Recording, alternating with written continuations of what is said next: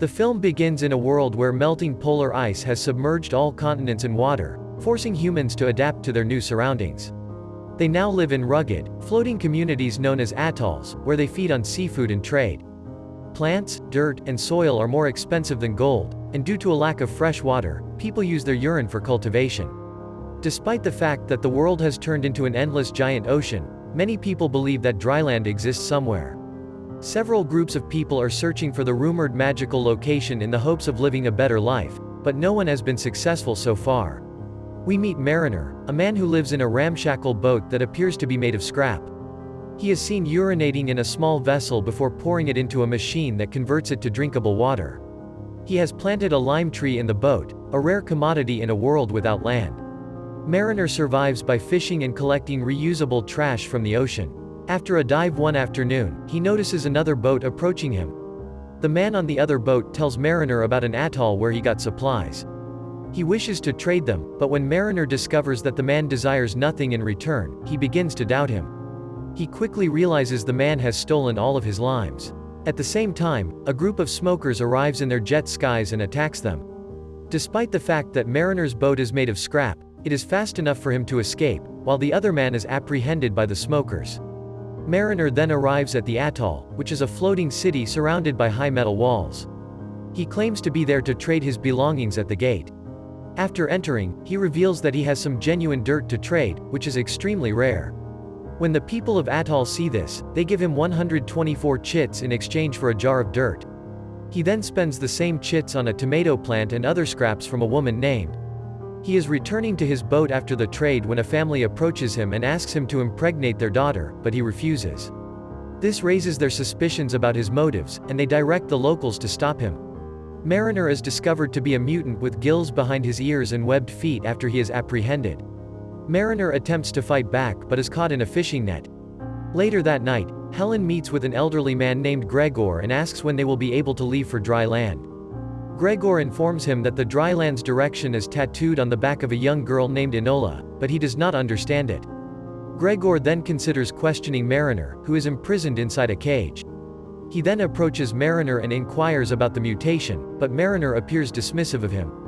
Mariner only seems interested when Gregor shows him a picture of the tattoo. Mariner wants him to open the cage in exchange for the information, but Gregor is not permitted to do so. The next day, the locals decide to drown Mariner by lowering the cage into the swamp pit.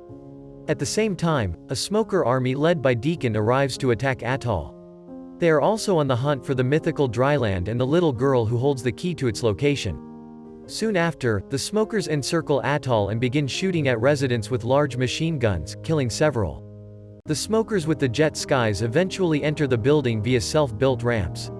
Inside, Gregor inadvertently fills a balloon and flies away, abandoning Helen and Enola. Meanwhile, Mariner tries to escape, but his cage collapses, causing it to gradually shrink. Helen becomes aware of this and rushes to his aid. She agrees to help him if he takes her and Enola with him, which he does. Following that, he instructs Helen and Enola to leave the gate open until he starts his boat. Unfortunately, the gate becomes stuck, so Mariner uses the rigging of the ship to fly up, open the gate, and jump back to the boat. Enola and Helen also board the boat and depart from Atoll. The smoker with machine guns, on the other hand, continues to fire in an unknown direction, causing their leader Deacon's boat to explode. Deacon, on the other hand, dives into the sea at that precise moment, saving his life. Following the battle, the smokers continue their search for Enola, having discovered that she has the tattoo of the way to dry land. The smokers bind one of the locals and question him about Enola. Fearing death, the man reveals everything he knows, but he is still killed. As they sail away, Helen asks Mariner if he knows how to get to dry land, to which he says yes. He does, however, advise her to dispose of Enola before going there because they have limited food and water. Helen tries to talk him out of it.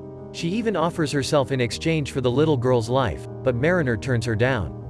After a while, Mariner becomes irritated by Enola's drawing on his boat and throws her into the water. Helen panics, knowing Enola can't swim, and dives in to save her. Mariner appears to abandon the two in the water, but returns later to retrieve them. As soon as they board the boat, the smokers board the plane and start shooting at them. Helen rushes towards the large spear gun and fires at it without Mariner's permission while Mariner goes down to retrieve his weapon. As a result, the plane is now tethered to the boat by the metal rope and begins to circle it, entangled in a web. When Mariner notices this, he rushes up to cut the rope and untangle the boat, as do the smokers. The smokers are able to shoot the rope and fly away a few moments later, whereas Mariner swings off and lands on the water. He is furious with Helen for destroying the boat and punishes her by cutting both her and Enola's hair. Deacon, on the other hand, guesses their location and sends his men to find Enola. They come across a drifter while sailing who admits to having some important papers and offers to trade them for Helen. Mariner agrees despite Helen's refusal. While the drifter transports Helen to his boat, Mariner quickly examines the paper and determines that it is useless. He rushes into the drifter's boat and cancels the transaction. The drifter is enraged by this and decides to stab Mariner. A fight ensues, and Mariner murders the drifter. Mariner then shows how he fishes in the following scene. As bait, he dives into the water, and a massive mutated fish appears. He then kills the fish with his weapon and prepares food for everyone. Mariner was initially rude to them, but now he appears to be nice to them as he begins talking to Enola. He lets Enola draw with colored pencils and teaches her to swim. Helen appears concerned as she observes their bond strengthening. They eventually come across a barter outpost and notice some men waving at them. Mariner is suspicious, so he looks beneath the water, where he finds the smokers who are waiting for them. He immediately turns the boat around to flee, but the smokers follow. They manage to avoid the smokers' attacks in some way. Mariner then uses the extra sails as parachutes to help them flee faster. Mariner forces Helen to reveal the truth about Enola's tattoo after they are safe, so she reveals that the tattoo is the path to dry land. Mariner claims that dry land is a myth when she hears this, but she does not believe him. As a result, he decides to demonstrate to her. Helen is placed inside a large bubble and submerged.